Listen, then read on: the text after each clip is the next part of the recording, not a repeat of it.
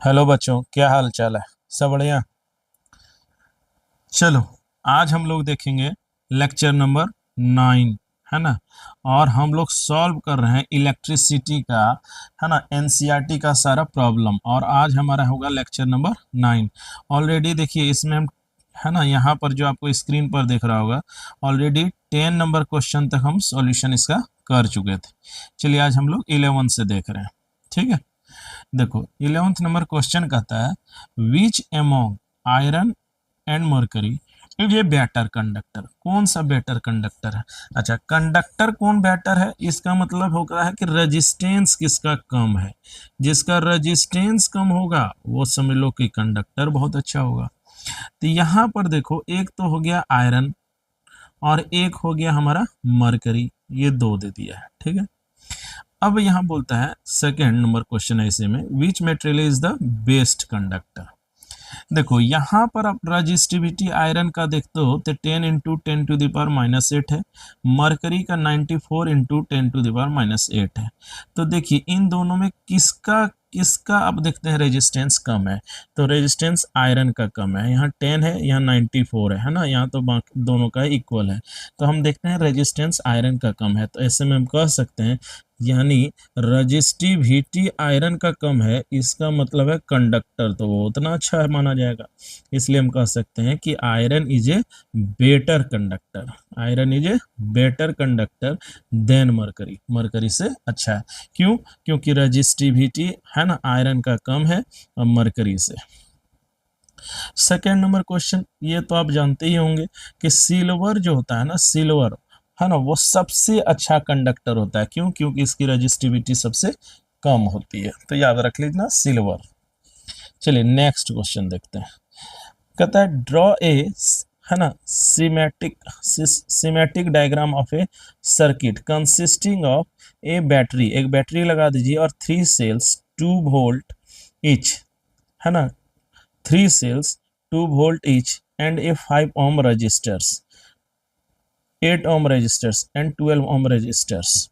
देखिए तो यहाँ बोलता है 2 वोल्ट का पहले आपको लगा देना चाहिए, है ना, 2 वोल्ट का बैटरी। तो यहाँ देखिए यहाँ 2 वोल्ट 3 लगा दिया। अच्छा, एक रजिस्टर्स का वैल्यू अब देखिए कैसे कैसे, 5 ओम, 8 ओम एंड 12 ओम। तो यहाँ पर देखो, यहाँ 5 8 ओम और 12 ओम, है ना, and all are connected in series. और एक प्लग भी लगाना है। तो देखिए 5 ओम 8 ओम 12 ओम लगा दिया और यहाँ पर देखिए की भी लगा दिया। तो यहाँ पर देखिए तीनों क्या है, सीरीज में है ना, और यहाँ पर 2 2 2 लगा दिया है। तो यही हो गया इसका सिमेट्रिक डायग्राम। अच्छा, अब क्या क्वेश्चन बोलता है कि रीड्रॉ द सर्किट ऑफ, है ना, question number 12, put in a ammeter. Ammeter, ammeter किसको मेजर करता है, करंट को। एमीटर किसको मेजर करता है, करंट को। To measure the current through the resistors and a voltmeter to measure the voltage across 12 ohm resistors, what would be the reading in the ammeter and voltmeter. देखो सबसे पहले यहाँ पर देखो, इसी में है 1 2 3 रजिस्टर्स है, 3 है ना सेल है। अब यहाँ पर एक लगा दिया है, एमीटर लगाया है, और एक क्या लगाया है, एक एमीटर लगाया है, सॉरी एक एमीटर और एक यहाँ वोल्ट मीटर लगाया है। ये एमीटर है। देखो तो सबसे पहले आपसे पूछता है कि करंट कितना होगा। तो देखो आई बराबर निकालना है, तो V इज इक्वल टू कितना होता है, आई आर। तो यहाँ से आई बराबर कितना होता है, टोटल वोल्ट बटा रेजिस्टेंस। तो यहाँ पर देखो 5 ओम 8 ओम और 12 ओम तीनों क्या है, सीरीज में है। सीरीज में, तो सीरीज में है तो 5 और 8 और 12 जोड़ देंगे सीधा। इन तीनों के बदली अगर एक बोला जाएगा तो 25 ओम का लगा दिया जाता है, यानी 25 ओम हो गया। अच्छा, अब है बैटरी। बैटरी 1 2 3 पोटेंशियल है, और तीनों को जब जोड़ेंगे, है ना, क्यों? क्योंकि सेल है और सेल स्केलर चीज है पोटेंशियल। तो यहाँ आएगा 2 2 4 और 2 6, यानी हमारा रेजिस्टेंस कुल आया है 25 ओम का, जबकि V का वैल्यू आएगा हमारा 6 वोल्ट, सॉरी 6 वोल्ट, तो वही यहाँ पर किया है ना 25 वोल्ट। और आई बराबर क्या होता है V बाय आर, भी कितना हो जाएगा, तीनों को जोड़ देगा, तीनों को जोड़ दिया बाय आर कर दिया, यानी 6/25 10 कितना हो गया, तो हो गया 0.24 एम्पियर के बराबर होगा, यही एमीटर रीड करेगा। ठीक है, अब है कि दूसरा क्वेश्चन पूछता है कि what would be the reading in the ammeter and the voltmeter, है ना 12 ohms। अच्छा, एक बात, करंट जो फ्लो करेगा सबसे सेम करेगा, यहाँ से यहाँ से यहाँ से। क्यों करंट सेम फ्लो करेगा, क्योंकि तीनों सीरीज में, और आपको हम बताए थे सीरीज में करंट नहीं टूटता है, तो यानी यहाँ से भी जाएगा, है ना, कितना एम्पियर का, 0.24 एम्पियर का। 8 ohm से भी सेम जाएगा, 5 ohm से भी सेम जाएगा। अच्छा, अब है वोल्ट मीटर, देख रहे हो वोल्ट मीटर यहाँ पैरेलल में लगा, तो अब यहाँ पूछता है 12 ओम से कितना वोल्टेज होगा। तो देखो 12 ओम से जो होगा वो कितना होगा, V equal to I R, तो आई तो सब जगह इक्वल होगा, आर का मान कितना है 12, तो इन दोनों को मल्टीप्लाई कर देंगे तो कितना निकलेगा 2.88 वोल्ट होगा। तो एक आंसर ये हो जाएगा, एक आंसर ये हो जाएगा। बोलो बात समझ में आया? ठीक है, चलिए नेक्स्ट क्वेश्चन देखो क्या कहता है। क्वेश्चन नंबर 14 कहता है जज द इक्विवेलेंस, सारा क्वेश्चन एनसीईआरटी का है, सारा आप देख लो जाके, सारा एनसीईआरटी का सॉल्यूशन है। बोलता है जज the equivalent resistance when the following are connected in parallel, 1 ohm and 10 to the power 6 ohm, 1 ohm, 10 to the power 3 ohm and 10 to the power 6 ohm, है ना। अब यहाँ पर इक्विवेलेंट रेजिस्टेंस पूछा, देखो सबसे पहले 1 ohm और 10 to the power 6 है, और पैरेलल में जोड़ा है। कैसा जोड़ा है, पैरेलल में। कैसे जोड़ा है, पैरेलल में। तो पैरेलल में जब जोड़ा है तो समझो ये और ये, तो पैरेलल में क्या होता है, जो मिनिमम होता है उससे छोटा ही होता है। तो मिनिमम यहाँ कितना है 1 ohm, तो यहाँ पर जो इन दोनों का होगा 1 ohm और 10 to the power, तो यहाँ पर क्या होगा अप्रोक्सीमेटली 1 ohm से क्या होगा स्लाइटली लेस होगा। एज अदर इतना, एक तो बहुत बड़ा है और दूसरा क्या है 1 ohm है, तो 1 ohm से क्या होगा छोटा होगा, चूंकि पैरेलल है और पैरेलल में छोटा बनाता है जब 1 ohm से बड़ा हो दोनों रजिस्टर। तो अच्छा, in parallel combination of resistors, वही लिखा है equivalent resistance in larger than the least resistance, जो दोनों में छोटा हो उससे भी छोटा होता है ना। जैसे कि दो रजिस्टर है R1 और RT, इन दोनों को जब पैरेलल में लगाएंगे तो इनमें दोनों में से जो सबसे छोटा होगा उससे भी छोटा हो जाता है ना। हेंस वी कैन कैलकुलेट कि 1 ohm से कम होगा। दूसरा है 1 ohm, 10 to the power 3 ohm and 10 to the power 6 ohm। Again तीनों में सबसे छोटा कितना है 1 ohm है, तीनों में सबसे छोटा कौन है 1 ohm है। सो वी कैन कंक्लूड कि सबसे 1 ohm से क्या होगा, हमेशा ये छोटा ही होगा। ठीक है, चलिए अगला देखते हैं क्वेश्चन नंबर 15। बोलता है an electric lamp of 100 ohm, a toaster of resistance 50 ohm and a water filter of resistance 500 ohm are connected in parallel। तीनों को पैरेलल में कनेक्ट किया गया। अच्छा, वोल्ट सोर्स का है 220 volt. What is the resistance of an electric iron connected to the same source that takes as much as current as their 3 appliance and what is the current through it। देखो सबसे पहले electric lamp कितना दे दिया है 100 ohm, toaster का कितना दिया 50 ohm, और वाटर का कितना दिया ये। सिंस यहाँ पर समझो, since R1 R2 R3 are connected in parallel, तीनों ही क्या है पैरेलल में। तो जब पैरेलल में होगा तो याद करो रेसिप्रोकल के सम के बराबर होता है, इसका रेसिप्रोकल इसका रेसिप्रोकल, और रिजल्ट भी रेसिप्रोकल में ही होता है। ठीक है, तो यहाँ हम तीनों को जब ऐड किए 1/100 1/50 1/500, इसको सॉल्व किए तो हमारा आया है ना 16/500। अब देखो यहाँ पर जब इसको पलटोगे तो ये भी पलट जाएगा, है ना। पहले अच्छा इसको सॉल्व किया, काटा है तो यहाँ आया 4, यहाँ पर कितना है 4/100, 125। अब इसको जब पलटोगे तो ये भी पलट जाएगा, तो आर पी बराबर कितना आ जाएगा, है ना, 125/4 ओम के बराबर हो जाएगा।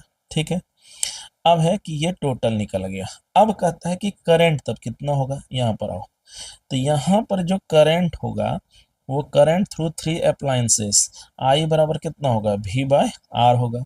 V का मान रख दिया, R का मान अभी निकाला है तो इतना निकला, यानी इतना करंट जाएगा। ठीक है, तो यानी इतना करंट फ्लो कर रहा था। अब देखो, since the electric iron drawing the same current when connected to the same current, same voltage, its resistance must be equal to Rp। देखो, तो यहाँ हमारा निकला है I बराबर इतना। अब यहाँ पर क्वेश्चन क्या है, सुनो, कहता है क्वेश्चन यहाँ पर कि what is the resistance of electric iron, electric iron का रेजिस्टेंस निकालना, connected to the same source, जो सेम सोर्स से कनेक्ट है, and that takes as as much current as there in 3 appliance, यानी उतना ही करंट ये भी लेता है जितना कि 3 अप्लायंसेस लेता है। And what is the current through it, ये भी निकालना। तो देखो, since the electric iron drawing the same current, electric iron same current ले रहा है, when connected to the same volt, इतना ही जब उसको लगा दिया गया है 220 वोल्ट्स में, तो आप समझो ना कि जब करंट सेम है, वोल्टेज सेम है, तो इसका रेजिस्टेंस भी तब तो जो यहाँ पर आया है उसके इक्वल होगा, यानी आरपी के इक्वल होगा। So the resistance of electric iron कितना हो जाएगा, 120/4, यानी कितना हो जाएगा, 31.25 ओम के इक्वल होगा। अच्छा, अब है दूसरा कि करंट फिर फ्लो कितना करेगा। एक क्वेश्चन और है यहाँ पर कि व्हाट इज द करंट, तो करंट भी तो सेम फ्लो कर रहा है। So current through electric iron भी हमारा तब कितना कर जाएगा, 7 पॉइंट, ये वाला करेगा 7.04 एम्पियर करेगा, क्योंकि जितना पहले था उतना ही, है ना, जितना इसमें था सेम इसमें है, तो इसमें भी वही रह गया। ठीक है ना, तो दोनों ही निकल गया। चलिए आइए अगला करते हैं। बोलता है what are the advantages of connecting electrical devices in parallel with the battery instead of connecting them in series.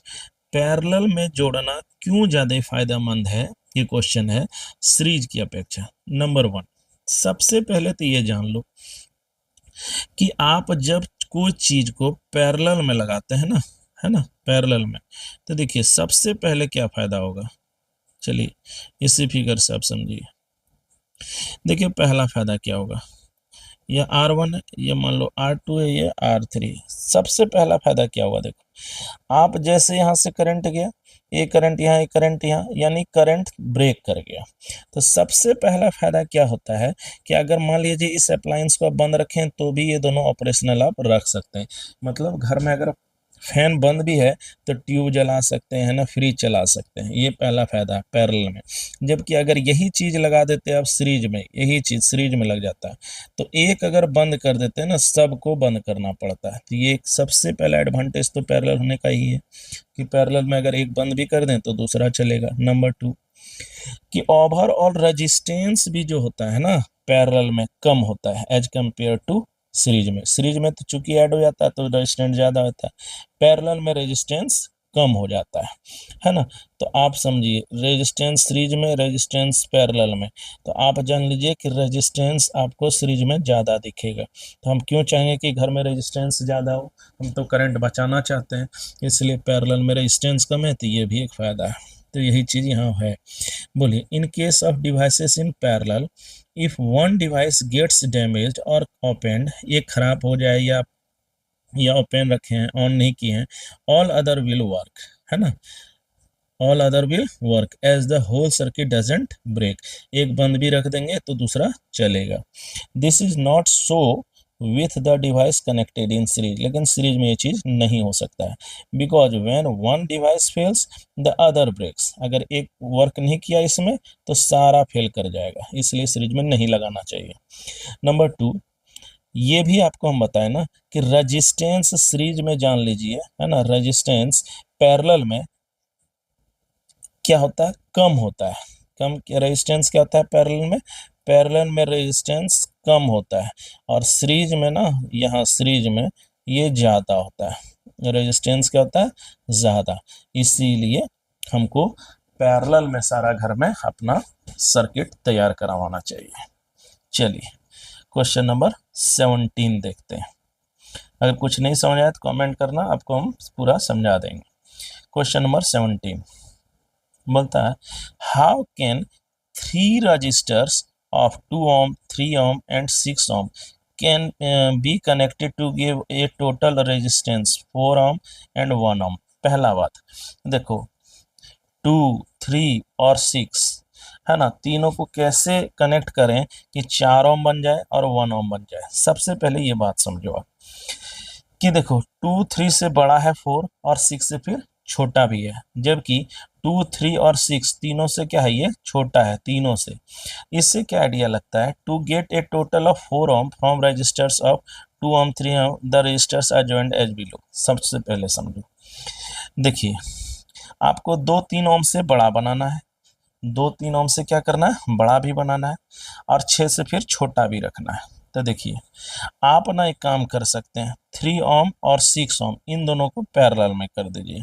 तो 6 ohm और 3 ohm को करेंगे तो 1/3 1/6, जब इसको सॉल्व करेंगे तो 6 और यहाँ हो जाएगा 2, यहाँ हो जाएगा 1, तो यहाँ से आ जाएगा 3/6, यहाँ जाएगा 1/2, तो ये आ गया। अच्छा अब रिजल्ट अगर बदलेंगे, है ना, पैरेलल में, तो ये हो जाएगा 2 ohm हो गया।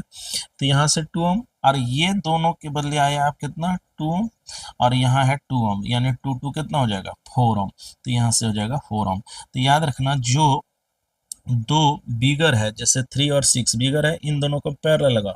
पैरेलल लगाने से क्या फायदा होता है कि पैरेलल लगाने से क्या होता है, इन दोनों से ही छोटा मिलता है, यानी 3 ओम से भी छोटा और 6 ओम से भी छोटा। तो देखिए हमारा रिजल्ट कितना आया, 2 ओम आया। अब आपको बनाना है 4, तो ये भी समझो कि अब 2 है, यहाँ इन दोनों के बदले कितना आया है, यहाँ पर है 2 ओम और इसका आया है 2 ओम। तो आप देखिए अब इन दोनों को सीरीज में लगाइएगा तभी तो आएगा ना 4 ओम, क्योंकि दोनों से फिर बड़ा करना। तो देखिए अगर दोनों इंडिविजुअल से बड़ा करना है तो सीरीज, और दोनों से अगर छोटा करना है तो पैरेलल।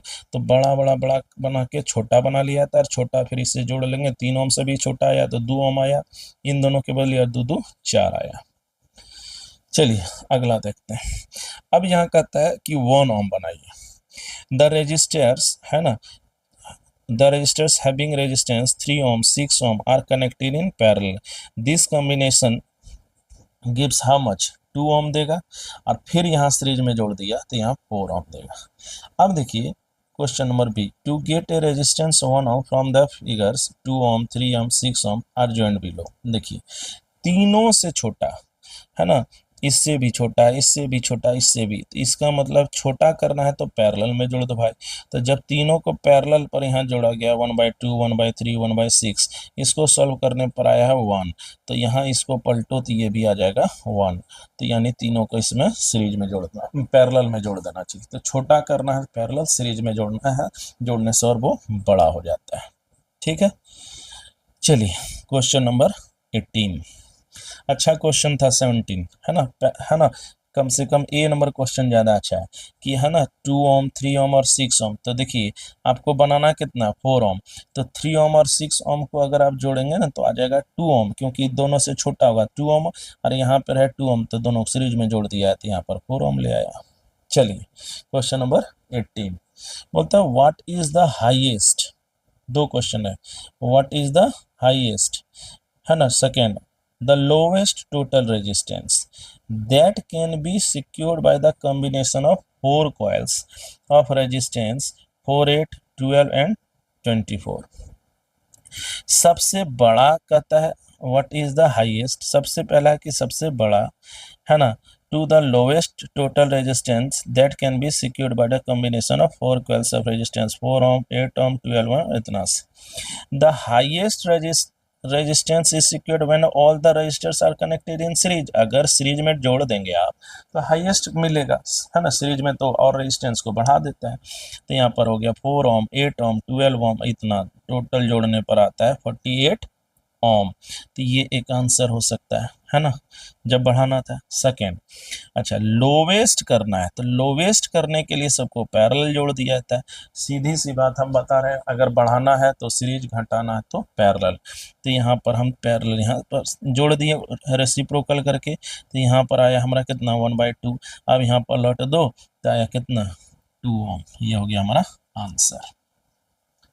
चलिए क्वेश्चन नंबर 19 बोलता है why does the cord of an electric heater not glow while the heating element does।